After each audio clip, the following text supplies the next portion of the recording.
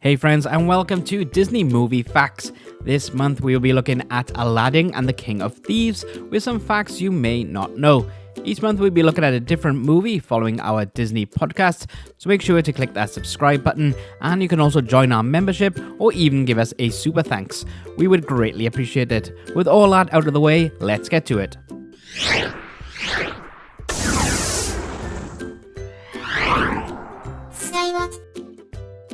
The first thing to note about Aladdin and the King of Thieves is that Robin Williams is back as the genie.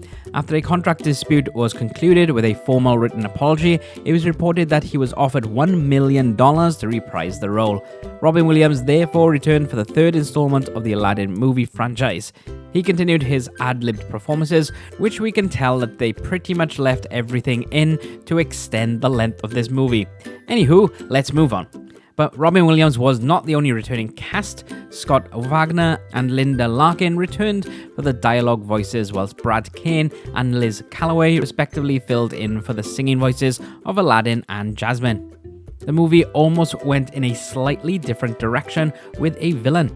Originally, the villain from the Aladdin TV show, Mohsin Rath, was supposed to be in the movie, and it would reveal that he and Aladdin were brothers. However, according to one writer, everyone thought that they should steer away from the TV show, but another report was that they couldn't actually get in touch with Jonathan Brandis, who originally voiced Mohsin Rath. But also, director Tad Stones disclaimed these and said it was never considered for the movie, just fan speculation. So who knows the true story? Let's talk about the King of Thieves himself, Kasim. He was originally going to be voiced by Sir Sean Connery, but due to scheduling conflicts, he was unable to take up the role. However, animators still took his inspiration from Sean Connery when designing the character himself. Do you see it? Let us know in the comments what you think. So who did voice Kasim? None other than the very talented John Rhys-Davies, which we know him from many roles, but I mainly do from Indiana Jones and of course the 6-foot man playing the dwarf Gimli in the Lord of the Rings trilogy. But much like Scott and Linda didn't sing for Aladdin and Jasmine, John did not provide vocals for Kasim's songs. That honor was given to Merwin Ford. We're halfway through our facts for this movie, but don't forget you can get more fun facts and some interesting views on Disney animated movies in our monthly podcast called Dcast, where we review every Walt Disney animated movie from Snow White to present day. Don't forget to check it out every second Saturday of the month, so hit that subscribe button and the notification bell. But if you do want to support us, please do consider joining our membership, where you will get some additional content, badges, and special emotes, or you can support us by donating through the super thanks button. We greatly appreciate any and all support from you. But let's get back to some more movie facts. Moving into toys, and there were different McDonald's Happy Meal toys for the movie depending on your region. In the US, there were 8 characters of Aladdin, Jasmine, Abu, Iago, Kasim, Saluk, and 2 different figures of Genie. In Europe, they only had Aladdin, Abu, Iago, and Maitre D' Genie.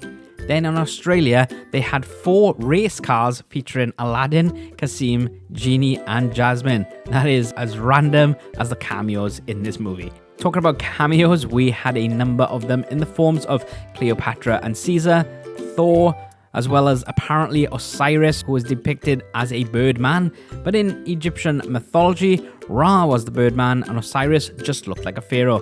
You can thank Sam from Dcast for that one. Just shows you really should tune into our podcasts.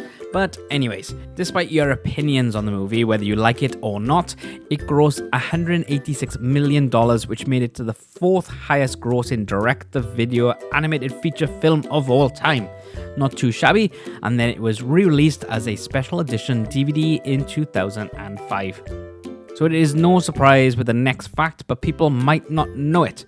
The story was inspired by another 1001 Arabian Nights tales, Ali Baba and the 40 Thieves. Now remember what Aladdin's fake name was in the first film? Prince Ali Ababwa? Pretty similar, right? But our final fact about this movie is something that we did not mention in the podcast, but Frank Welker, who voiced Megatron in Transformers, reprises his role as, wait for it, Abu. Frank Welker, to us truly is a Disney legend, as we keep finding him pop up in so many Disney movies when discussing them in DCast. But that is it for these little facts about Disney's Aladdin and the King of Thieves. Let us know in the comments if you know any more that people might not know. Don't forget to check out our DCast for more facts and opinions on the movies.